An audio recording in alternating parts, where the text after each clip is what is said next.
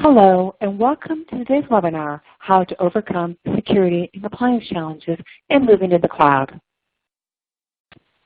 I am Carol Flagg of Answers Media Network and Healthcare Now Radio, and I want to thank you for joining us today as we continue our series of webinars with EFAX Corporate, a division of J2 Cloud Services Incorporated.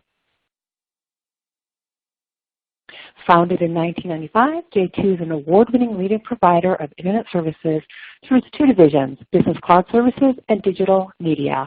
As of December 31st, 2018, J2 had achieved 23 consecutive fiscal years of revenue growth. For more info, visit EFAX Corporate at enterprise.efax.com. Presenting today's topic is Matt Ferrari, co-founder and CTO of ClearDATA, a leading cloud solutions company helping healthcare organizations transform and innovate in a multi-cloud world. Matt's HIPAA and HITECH experience, combined with his extensive understanding of the three big public clouds, makes him uniquely qualified to build healthcare cloud environments for organizations that require a high degree of scalability, data security, and regulatory compliance. He speaks nationally at events and conferences and is a published author. He is also host of CTO Talk that airs on our own Healthcare Now radio station. Learn more about Matt and ClearDATA at www.cleardata.com. On our agenda today, Matt will look at how you need to assess your team cloud security knowledge, understand data flow and the need for PHI inventories, why you always need to be thinking about scale, the advantages to using automation and the impact if you don't. Is encryption really the gold standard for protection of ePHI, the impact of shadow IT on your organization, the critical role of SRA in finding security gaps, how not all clouds are created equal, and the need for vendor due diligence, and how cloud vaccine combines cost efficiency and improved security and compliance. Following Matt's presentation, we will hear from Brad Spanbauer of EFAX Corporate. We'll also leave some time for Q&A, so please use the question box found on the dashboard to pose your question. And now I'll turn this presentation over to Matt Ferrari. Well, thank you very much, Carol, and thank you, David, for hosting today's event. Really excited today to talk about a really common challenge, specifically around security and compliance and moving to the cloud. I've been fortunate enough to speak on security and compliance now for many years, as Carol mentioned, from other private cloud companies into my current role as CTO of ClearDATA, where I get to partner with public cloud organizations like Amazon, Google, and Microsoft into really how to overcome some of the common challenges. So let's just dive right in. The first one we really wanted to talk about was figuring out where you're at today. So almost kind of the bellwether of where your security challenges are at the moment. And one of the key ways to do that is first by taking a look at your talent. The truth is that most healthcare organizations and IT organizations in general have a tendency to lean heavily on the talent inside of their own organization. But by taking a look at the talent from an outside-in perspective, understanding where things stand as it relates to security tooling, are they staying up to date on the latest from a security tooling perspective or from a public or private cloud innovation perspective, is really key as you're thinking about overcoming some of these challenges. In other words, will the talent inside of your organization be able to grow and evolve as you innovate and as you start considering a migration into public cloud? And so that has become a really, really key theme. One of the ways you can overcome that is through providing training opportunities and programs in the space. There are many out there, both from public cloud organizations themselves, as well as third parties in the space that provide ongoing training materials. And ongoing is the key word. The security and compliance space as it relates to cloud is an evolving one. If you think about some of the innovation alone, there were over 1,600 changes that happened inside of Amazon Web Services environment just this year through today. And I will tell you, a lot of them are really around security and compliance. And even beyond the technology, you also have to think about what's happening in the governance space, which I know we're going to talk about later here in this presentation. But as you think about changes to healthcare policy or new regulations being introduced like GDPR, it becomes incredibly important to pick a training program that is evolving and growing and learning. And so finding training and education that isn't stagnant is really key in order to really execute on this. And then finally, around security tooling, both kind of the investment and the knowledge. Historically, security tools may have been a CapEx or a capital expenditure purchase. That has evolved over time. Now, many of them are SaaS or software as a service applications, focusing on how to prevent things like zero-day vulnerabilities in the environment, or preventing things like malware or anti-vulnerabilities or intrusion detection, all these kind of security tools in the space. But very keenly, you need to be aware, how do they map against your policies, procedures, and regulatory requirements? And so those are some of the things that are become really important as you think about, where do my tool sets live today? Not just my talent and my training programs, but also the tools themselves. Now, of course, when dealing with protected health information, you also have to think about what do these tools mean in terms of processing, storing, or transmitting PHI or PII in this case. And so that becomes very important as well. You need to think about things like, do we have a business associates agreement with all of these vendors? Second kind of use case that I was thinking about is really understanding how data flows and really the need for what's known as a PHI inventory. Bit of a history lesson here. As you think about PHI inventory, most healthcare organizations go through what's called a security risk assessment once a year at a bare minimum, where they are assessing where PHI or protected health information, so your and my patient record, lives inside of the system. Now, many of us would think, man, that's simple. It's just going to live inside of the database, right? But the truth is most healthcare organizations actually don't know where their PHI lives or flows. A practical use case would be when a nurse drags your medical image, which is, can be known as a VNA image, onto their desktop inside of their healthcare provider. Or as simple as a doctor that copies and pastes your unstructured patient records or his doctor's notes from one application to another. Well, guess what? That's PHI. And so you need to know, as that provider, specifically where PHI is flowing through the application. And so that is oftentimes done two different ways. The first is through that security risk assessment, which takes a look at from a clinical perspective and almost an inventory perspective through both interviews as well as technology. So back to that talent thing, where does this PHI live and how does it flow through the app?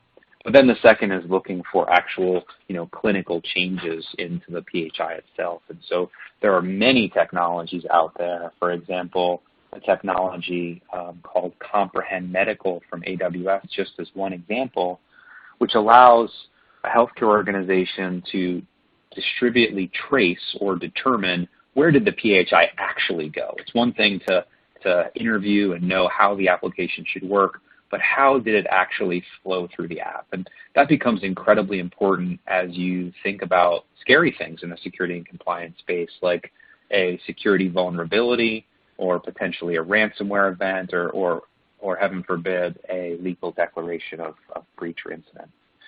The second thing on here is database security as it relates to PHI. So really digging into how is your database secured? And we're going to talk a little bit about encryption here in a bit, but there are many different models to secure data, from encryption at rest to encryption in transit. There are third-party tools that are going to plug in to take a look for things like outside IP addresses that are trying to get into your application and automatically block it, but a tremendous amount of database and security tooling that you have optionality for inside of your environment to secure. The reason why I brought this up here also is because that's one of the areas where cloud is highly innovative. Most healthcare organizations that I talked to 4 or 5 years ago struggled with the concept around, well, my data center is already secure and I know where my data lives because I run the data center. But we know that 4 or 5 years later, that perception has changed with many healthcare organizations, specifically because they've come to the awareness factor of these public cloud providers and even the private entities and SaaS organizations that are building software in the marketplace for public cloud providers are now building security and compliance tooling and skill sets way faster than a hospital or a healthcare organization would. Thinking about it practically, if you are a healthcare IT arm inside of a provider or a healthcare payer, as an example, you're probably faced with things like EMR, EHR migrations, populated health changes, or even just keeping, doctors and nurses serving their patients, right, through making sure application availability is always working.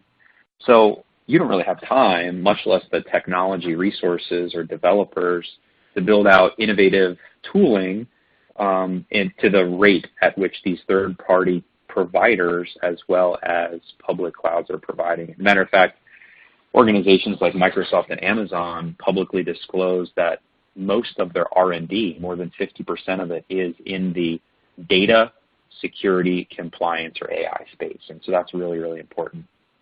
And then the third consideration is really how cloud-based alerting works. We know that historically, a lot of healthcare organizations have leaned on systems like a SIM or a security event management or information management system to actually alert when there's some kind of anomaly inside of the environment. But the truth is, a lot of the detection needs to be more automated or almost proactive, identifying when there could be an anomaly based off of things like open firewall ports or things like IP addresses that could gain access to the system based off of historic events or historic logging. And so really driving that proactive versus reactive cloud-based alerting has become very, very critical as healthcare organizations have considered security and compliance here. The third item that I wanted to talk about was how organizations think about scale. Oftentimes, one of the challenges that organizations have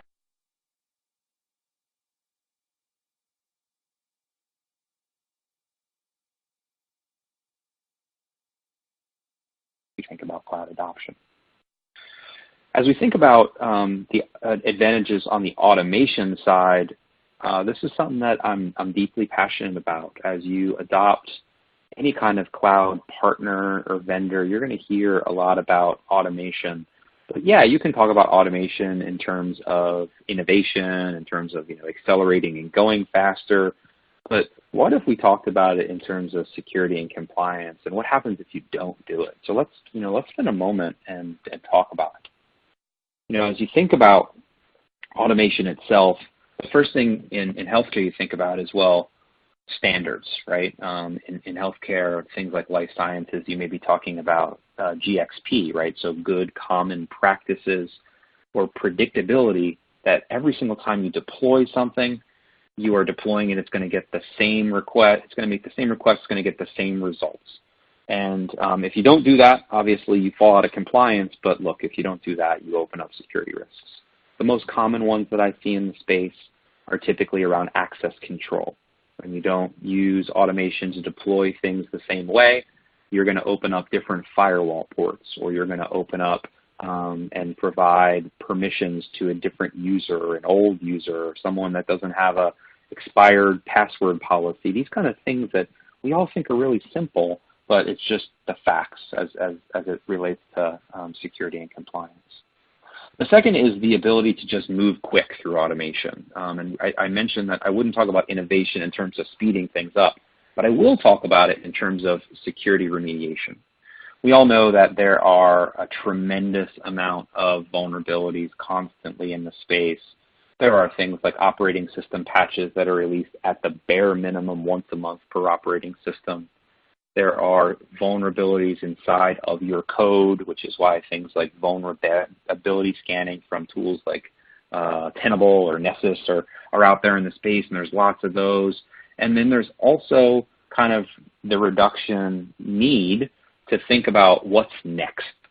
And so through automation, being able to automate the deployment on demand of patches or fixes or security updates for zero-day vulnerabilities, which hit the news very quickly and then immediately get taken advantage of by lots of bad guys out there. Provides you flexibility to redeploy your application very quickly, in many cases without any downtime, and reassure your doctors, nurses, patients that they are going to remain secure inside of the environment. The third, I will tell you, is kind of that self-remediation component. What you'll hear from me, what you'll hear from analysts out there in the space, whether it's Gartner, Forrester, or others, is that the vast majority of disasters actually don't happen through, a natural disaster or a failure in the facility, power outages, these kind of things. Certainly those things happen. The vast majority of actual declared outages are clinical, right? They're the people inside of your data center or the systems that fail you. There are mistakes in change management as it relates to technology standards like ITIL, or they are environments in which there's not a lot of known knowns, if that makes sense. So there's a lot of unknowns out there that haven't been documented, and then humans make errors. And so this happens all the time. But what if you could use security and compliance tooling and automate remediation so that when that human, let's say, unencrypts a S3 bucket or a storage bucket inside of the private cloud, it automatically detects that that bucket has become unencrypted and notifies you and logs it so that you're in compliance with the Office of Civil Rights, and then finally remediates it in an automated fashion. So what if we could do that? Well, I will tell you that I know many organizations that have and do, and that ultimately drives, not only automation, but that drives real ease as you think about security and compliance, because now you can ensure that, okay, human errors happen, but at least I'm identifying it and automatically remediating whenever possible. I'm often asked about encryption and if it is kind of that gold standard protection for ePHI. And certainly if you read HIPAA, you go through things like high trust, encryption is just a critical and vital factor as it relates to securing PHI. But I wanted to talk about, some of the other options that are out there to augment. And so the first one I will tell you is that you're going to hear a lot around encryption at rest. And for those of you who are deep in the data center space or the storage space, you would know encryption at rest as something like you've encrypted the actual hard drive itself, living inside of the data center or living inside of your office branch or even your laptop. And you've encrypted that through technologies like AES, and you've made sure that no one has access to those encryption keys except for specified IT leaders like a CIO. The challenge, however, is that that is just one part of the encryption journey. There is also things called encryption in transit, right? So as you are moving PHI from one database to another, or let's say you are pulling a patient record from your EHR into the hospital itself. Well, in most cases, while the doctors probably don't know, the EHR probably doesn't live in the facility. The EHR probably lives inside of some kind of public or private cloud or at the EHR data center itself. And it's pulling that data over a secure network connection, which is typically some kind of direct network connection between the provider facility and the EHR provider itself, so that you can do that in an encrypted fashion. And that's an example, one of many, of encryption in transit. But critical as you think about security and compliance to take a look at encryption from many vectors. The second one I wanted to talk about, candidly, I could talk about for the rest of this webinar, which is around security tooling. Security tooling itself is, oftentimes run on laptops or inside of the hospital or inside of the medical facility, or it's run on the servers themselves. But it's really important that there needs to be a comprehensive approach. And by that I mean there needs to be some kind of centralized tooling, often known as things like a security information event management tool or a SIM, that is driving things like alerts and logging and event management all into those consoles, or hopefully a single console, but candidly that's pretty rare. And there's lots of different third-party tools which provide both data feeds as well as APIs that will drive all of the logs and, let's say filtered results, or however you want to see the data, into a centralized location. And that will help augment your encryption strategy. So for example, there may be a pen testing tool, and that pen testing tool is from a third party, typically run by a assessor of some kind, that is probably coming in and doing an audit of your network, right? So yes, it may be encrypted, but what happens if I can get into your secure network, find your encryption keys, and decrypt your environment?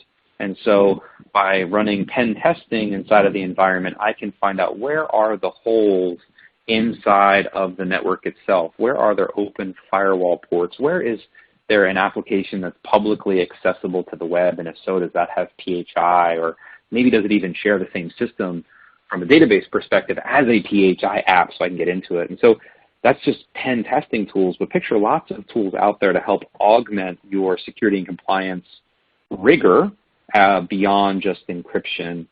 And then finally, I talked about automation a bit, but just to revisit in a different way, really driving alerting, not just that automation to remediate, but deviations when there's some kind of change inside of the environment. One of my favorite stories here is I worked with a healthcare provider that had many hospitals, dozens of hospitals, but only 3 security folks. And that's, by the way, that's really common in the provider space, right? To have a security team that has tools like a Splunk or large event management, log management tool sets, but they don't have access to either automation or people because they're, remember back to that very first point, the talent component. And so in this case, these 3 folks didn't have the opportunity or the time to do event management because they're getting hundreds of gigs of log data over periods of time, and they don't have the ability to get through it all. So instead, they have to kind of hunt and peck and hope that they run into the right thing. Well, what if you had the ability through some of these, these tool sets, whether it's vulnerability scanning or malware, to drive alerts inside of your healthcare system so that you can actually look at the right events, this therefore removing kind of your eyes on glass requirement. And so we're seeing a lot of that as we think about security and compliance considerations. So shadow IT, I talk to organizations about shadow IT probably 2 to 3 times a week. And one of the things that I talk to them about shadow IT about really the challenges around policies and procedures. So if you think about shadow IT, we know that these are parts of an organization, and they don't mean harm, parts of an organization that oftentimes can't wait for the organization to catch up, right? The IT organization probably is focused on system availability or following policies and procedures or onboarding or offboarding new employees, whether it's doctors or nurses or practitioners or data scientists, these kind of things. So the challenge then becomes, okay, these other departments, let's say it's a clinical research department, doesn't have time to actually track and assess and wait for IT to catch up. So they go provision their own things. The challenge, of course, as you can see here, they're undocumented, they're unmonitored, they're unpatched. Even if they are documented, they're probably not in the CMDB or the centralized management database, right, that IT manages to actually see what is going on inside of that ecosystem. And sure, they probably mean well, right, that shadow IT person. I've been shadow IT myself doing software development. But what happens when the project is over or the use case is done? Have they thought about, the next patch that has to happen? Have they thought about the next vulnerability scan? Have they thought about the next pen test? These kind of things. The second thing that you see there, of course, is no inventory mapping. We talked about security risk assessments, but there's probably no discovery, whether automated or manual, for how PHI flows through the application. And then finally, that consistency piece. We talked a little bit about GXP before, but the ability to actually map back all of the, let's say, controls, whether it's things like registries or permissions or file access, these kind of things, back to HIPAA or GDPR or GXP or the various standards that you may be following. These things change all the time, and I don't just mean on the HIPAA side. I also mean on the actual technology side, right? There may be a patch that inside of the operating system that literally changes the way that permissions are done on a folder that may contain PHI, and organizations need to know and understand that. We've mentioned SRAs, or security risk assessments, quite a bit, but they play a really important role in detecting security gaps. And so the thing that I really wanted to talk about, I'm actually going to start the other direction on this one. That the first one is really building out or using a security tool set to identify what's going on inside the environment. Yes, it's really important during a security risk assessment to sit with that IT leader, to sit with that CIO, to understand what they believe. However, what they believe is probably not always reality, right? PHI is moving and flowing through that application in ways that they probably have never heard of before. And to give you a real example, I have worked with healthcare IT organizations that have had over 25 applications that the doc logs into just to serve the patient, right? And that's obviously a terrible scenario, but a true one. And so really using security tooling whenever possible to identify where protected health information may be, and then building out a plan, very importantly, for remediation. There's no expectation that everyone's going to have PHI in a perfect state all of the time, but building out essentially what's known as a security risk register, or the ability to here are the steps that I'm taking within my organization to remediate, and then track improvement becomes vital. We've already talked about the middle one there, where determining PHI lives versus where you think it is, but then back to the first one, really focusing on not boiling the ocean. If you take the approach that you need to improve your compliance every single day, that compliance in the cloud is a journey, not kind of an overnight success story, then you're going to be in better shape. The way that I do that is by building out that risk register, by having teams actually track it, by reporting on it on a daily basis, and that has been the most effective way that I have seen it done. You know, as we talk about the clouds themselves, we really need to talk about equality and really the need for vendor due diligence. This is something that has been a large portion of my career working with security tooling, security vendors, and cloud technology. And so kind of my tips for these are around first focusing on what are you trying to solve. It's very clear that lots of technologists, myself included at times, get caught up in the how cool the technology would be, or really focusing around the feature set or the technology or the ease of use or the cost, but is it actually solving your market problem? Candidly, a lot of the security and compliance tools in the space try to be your all-in-one vendor. So I would tell you, make sure that you're identifying what problem you're trying to solve before you pick the tool. The second is really mapping map the capabilities by the public cloud vendor. I've mentioned 3 public cloud vendors today, being AWS or Amazon Web Services, Google Cloud, and Microsoft Azure. But they are all different. And you can Google the comparison charts, and they're going to vary based off of use case. But I would encourage you to map the public cloud capabilities back to your use case, because your use case is different and it's unique. And just because one cloud states, for example, that they can do big data analytics using specific tool sets, doesn't necessarily mean that that's the right big data analytics stack for your security and compliance considerations. So be very wary of that. The other piece that I wanted to share on that topic is be wary that not all cloud providers offer eligibility for all associated services. So what that means is that when a public cloud provider releases a new service, which is constantly, they don't always have it behind HIPAA eligibility, or in other words, the BAA that you have signed with your public cloud vendor may not allow you to use that service for protected health information. Now, while cloud organizations are rapidly increasing the number of services that are eligible, please know that it's not all of them. And so you need to really keep an eye on that. The last one that I really wanted to talk about is insurance or limits of liability. It is fair to say most healthcare organizations that I know of and work with don't necessarily understand the BAA at the IT level.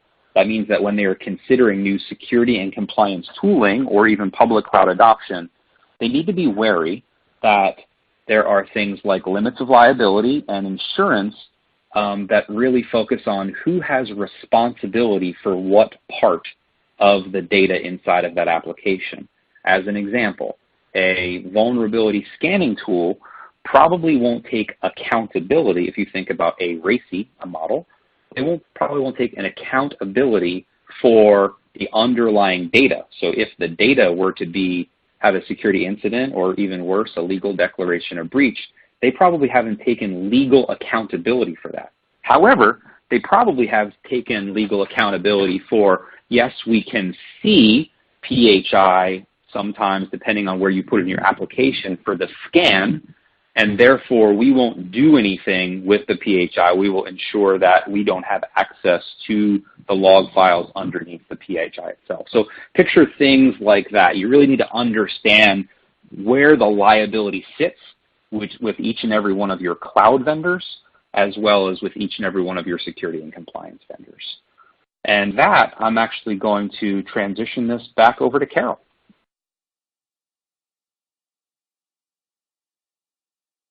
Thanks, Matt. That was terrific. And now I'm going to turn the presentation over to Brad Spanbauer, the Senior Director of Product Management for eFax Corporate. In his time with you, Brad's going to review several things related to fax and cloud faxing in particular, of course, and then we'll leave room for Q&A. And before Brad starts, if you could just take a few seconds to read the following disclaimer.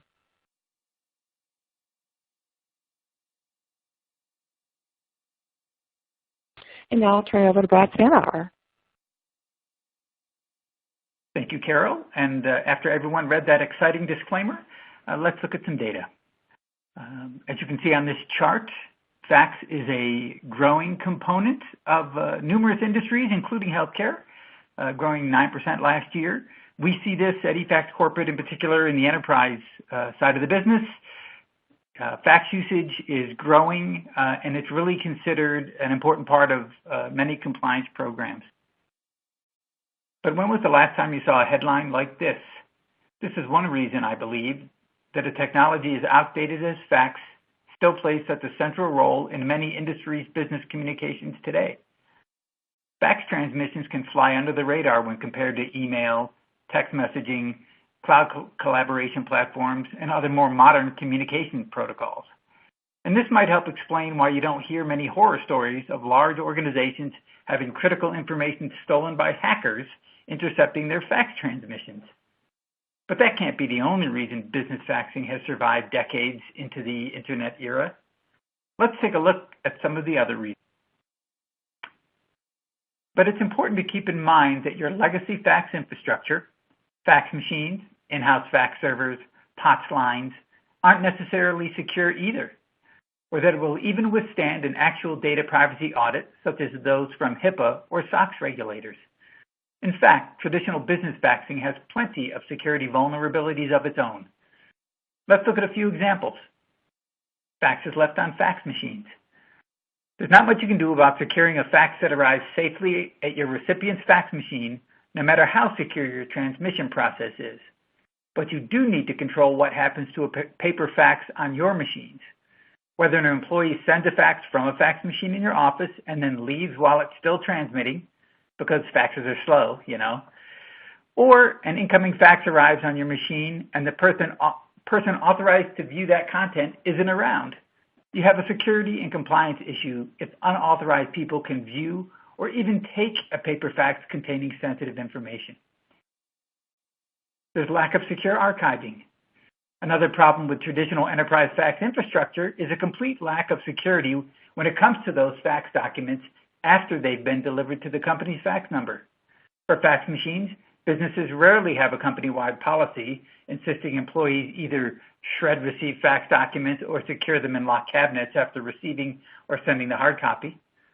Also, one common problem with in-house fax servers is that when an administrator needs to purge the contents of the hard drive, they'll print out all the fax documents or copy them to some other portable media, again, without securing or encrypting these files. There's failure to purge hard drives.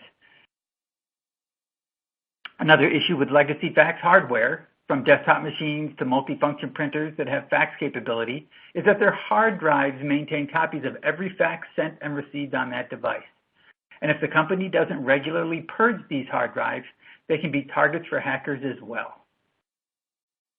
There's the possibility of intercepting an in-transit fax over the phone network.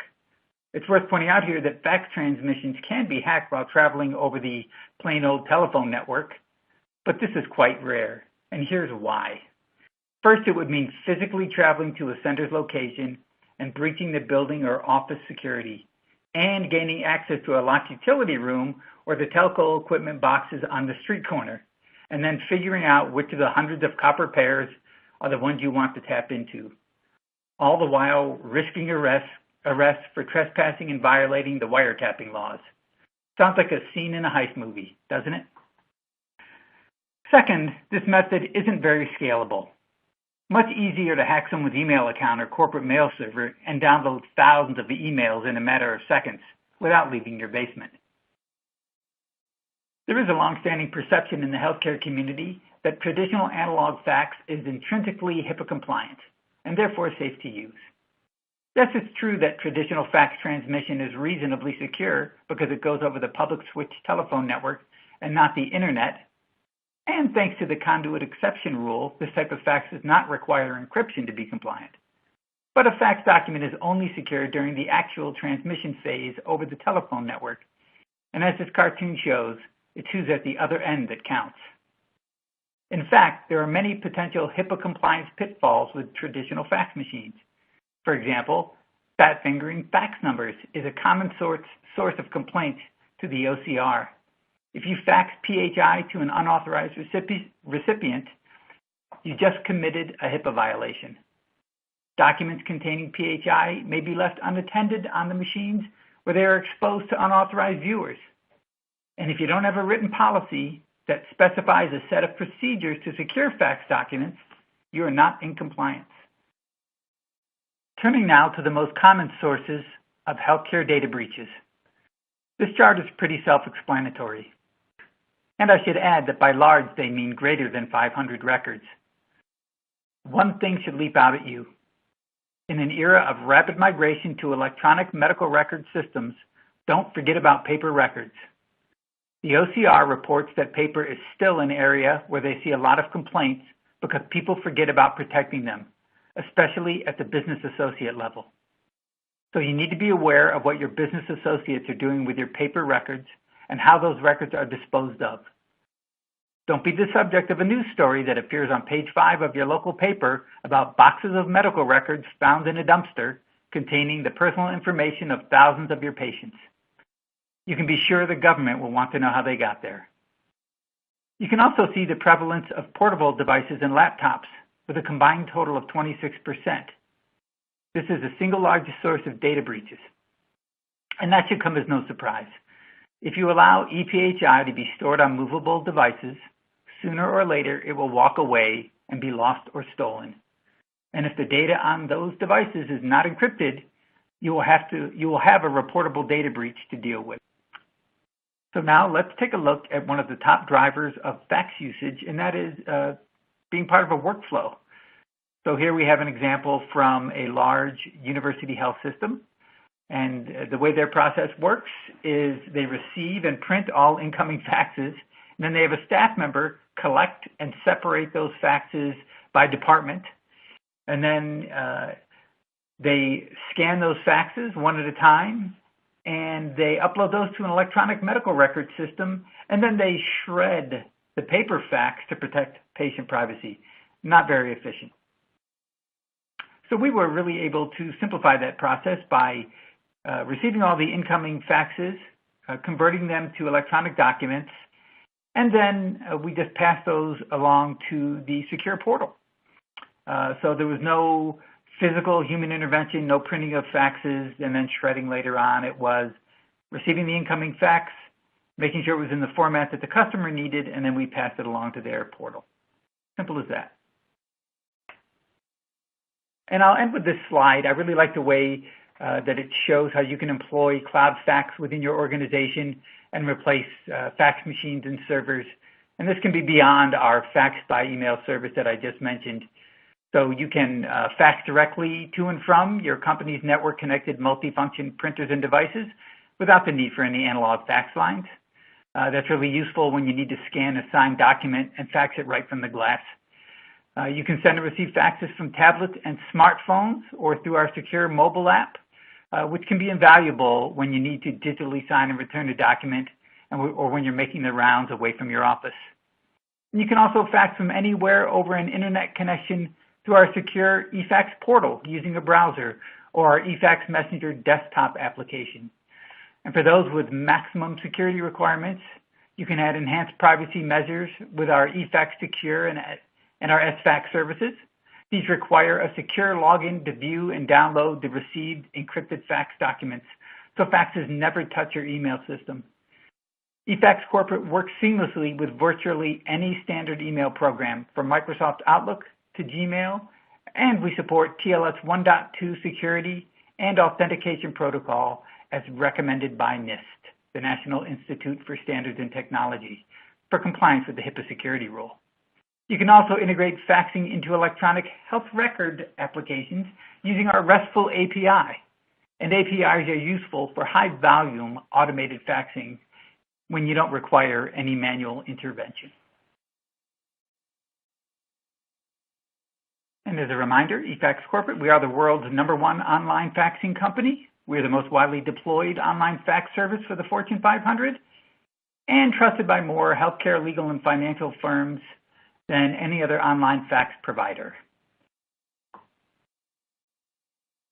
And with that said, Carol, let's jump in and answer some questions. You can ask questions using the Q&A box. First question, for systems that are undocumented or unmonitored, what steps beyond the SRA can be taken to ensure these systems are addressed? Sure. Matt, would you like to take that one? Yeah, that sounds great. So as you think about systems that are unmonitored, there are a lot of different approaches that you can take. The first is at the application security level. So recognizing that you, based on this question, you don't have an understanding necessarily where all your PHI lives, how it flows, where it really belongs. Let's not make the problem worse. And so application security tooling is out there. A lot of it is actually free, but there are enterprise application security tools that you can do to look for things like intrusion detection, intrusion prevention, application availability, limited access control, these kind of things, which will allow you to ultimately govern who has access to your application. This way you can get an understanding of what's going on. And the second way is there's also tooling out there which will actually map logically how your application works from a network and a security perspective. So picture running a agent, or there's even some agentless ones out there that will do network discovery of the application itself, determine what how the application is structured, what ports are actually being utilized, how, if there's any public accessibility to the internet, these kind of things. All of that will help you kind of piecemeal together how you can build out better awareness of what's going on inside of your application that would have PHI. And I would also add that holding people accountable. So as you go through your compliance training, getting your teams on board with either admitting to or discovering I'd say, undocumented applications or platforms, because if something isn't, let's say it's not connected to a network, but there's a stack of old laptops sitting in a desk in the IT department, it might be hard to discover that without the support of, eyeballs and people on the ground. So getting everybody on board with your compliance program is important as well. Yeah, that's a great point. How do you account for platforms you don't know about? Is the SRA process stringent enough to help with finding these platforms and/or systems? I feel like that is very similar to the previous. It's about getting people on board, either running the applications that help with discovery or getting your teams to help with discovery and then addressing that stuff. And that's not a one-time thing. That's something that needs to be ongoing. If you're doing your audits on an annual basis, in between that time, you should be re-engaging with your security and IT teams and your end users to make sure that they're being careful and methodical about how they handle PHI.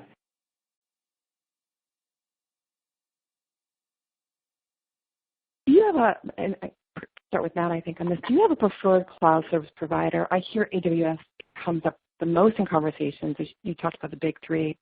Is it better than Google or Microsoft? So I am a consumer myself of Amazon Web Services, Google Cloud Platform, and Microsoft Azure. I will tell you that all of them have their different pros and cons and different use cases.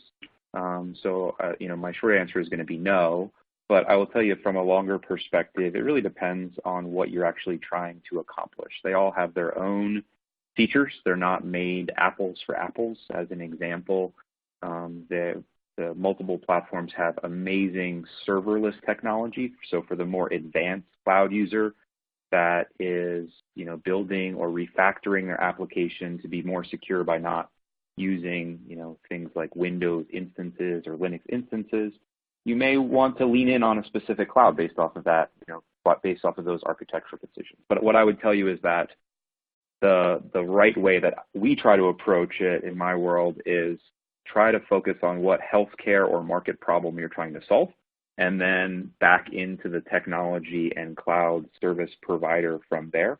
One of the exciting things about all three of those is that the more that they release their new technologies, what you're seeing is that the vast majority of them are releasing them with HIPAA eligibility directly out of the gate. And that is a massive change from even a year ago, where they were playing catch up. All three were playing catch up on getting those services HIPAA eligible, as they call them, which means that you could process, store, transmit PHI on them. Now the vast majority of them already have that coverage, and as new ones come out, you're going to continue to see that. And so, but yeah, it really does ultimately depend on the use case. Yeah, and you'll find they're signing BAAs as well for specific applications or platforms. So that's a key piece. So you mentioned shadow IT in your presentation. As an organization, what are some of the things I can do to combat that, or help it along? I'm kind of confused about that. Sure, I'll start. So first, I would tell you that on the shadow IT side, it would be a fallacy, in my opinion, to try to eliminate this. You're going to run into use cases where organizations outside of traditional IT are trying to get things done. The most common one that I see in our space is typically when somebody's a short-term thing. Maybe it is big data analysis. Maybe it is a clinical trial. These kind of things where they're spinning up short-term workloads or short-term use cases with the hope of getting the answer to their healthcare question and then ideally turning them off. And so there are real use cases out there like that. The way that I've seen them overcome successfully is the IT team starts to embrace and ultimately starts to build out policies and procedures to make things easier to work with IT. Historically, IT specifically in the provider segment, as an example, oftentimes struggle with keeping up with the pace of innovation. They're taking care of their practitioners and their EMRs, their phone systems, onboarding nurses and doctors. And so the easier you can make it to embrace automation inside of the IT organization from the healthcare perspective, the more that that shadow IT individual or department is going to want to work with IT. Because the truth is, if you're a shadow IT organization, yes, you've gotten your answer from doing, shadow IT stuff like spinning up like let's say a Kubernetes cluster really fast. But do you really want to maintain that? Do you really want to patch it, keep it up to date? Or more importantly, do you really want the security and compliance liability foreshadowing, and kind of hanging over your head from not maintaining those systems because you don't have IT on board? And so what I would tell you from a high level is, if you're a healthcare CIO, it is getting the IT organization to train and educate how easy it is to work with IT and all the amazing automation that is being used within the IT organization.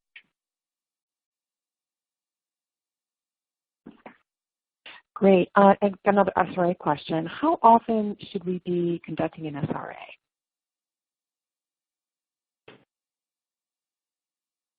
I do believe that's supposed to be annually. Yeah, so sorry about that. Yes, annually is the guidance, absolutely, though there are organizations that do it more aggressively.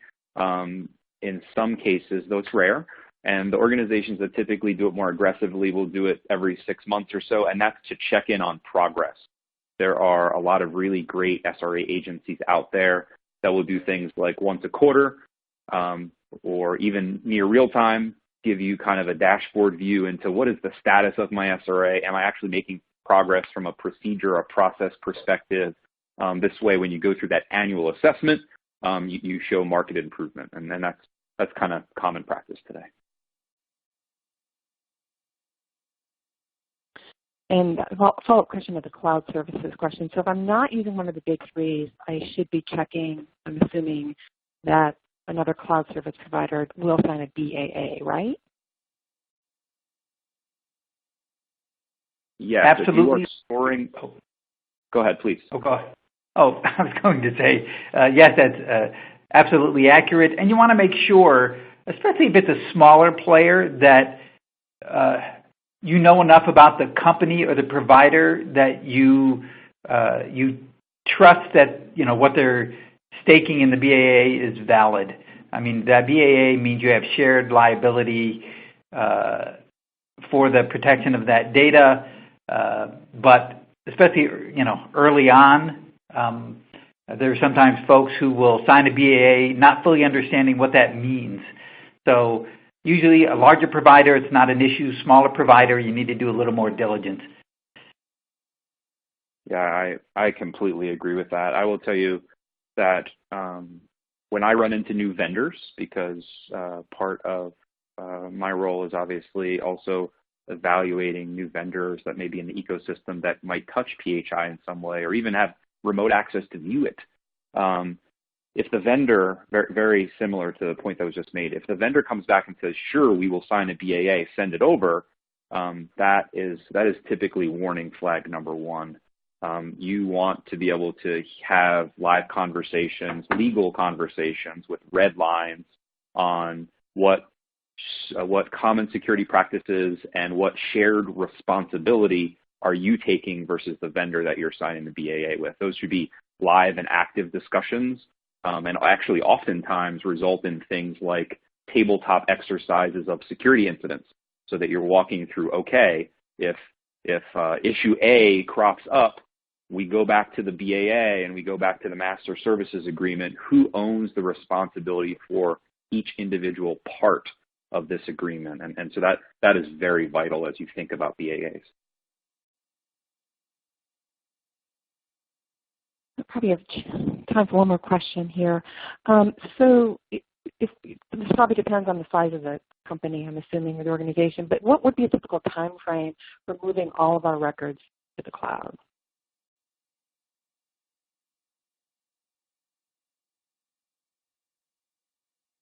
Well, that's an interesting question. The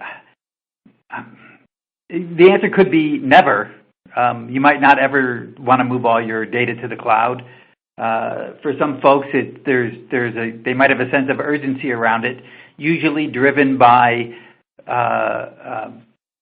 costs and how folks want to manage their infrastructure. So the big reason for moving to a cloud is having somebody else manage those platforms and to have those platforms, scale in real time in a way that it's cost effective. And some organizations are not there yet and aren't comfortable with that and always, want to maintain control. I think eventually everybody's going to pop all their data in the cloud, but if there's a time frame, I don't really think there is one.